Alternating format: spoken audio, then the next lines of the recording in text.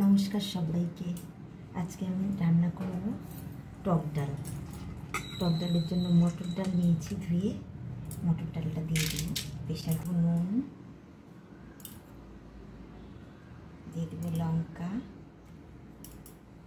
আর এবার জল।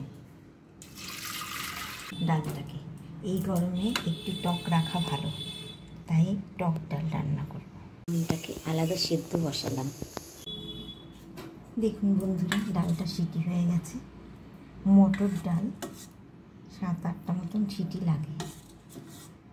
এবার আমি আলাদা সেদ্ধ করেছি আমগুলো, সেই আমগুলো এর সঙ্গে মিলিয়ে দেব।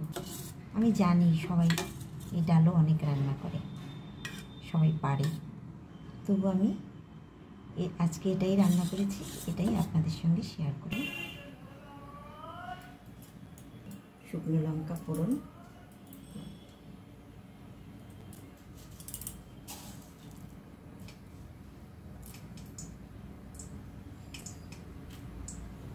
আর দেবো একটু সর্ষে ফোড়ন।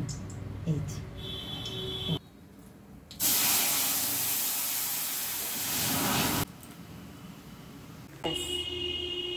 হয়ে গেছে ডাল, টক ডাল রেডি হয়ে গেছে।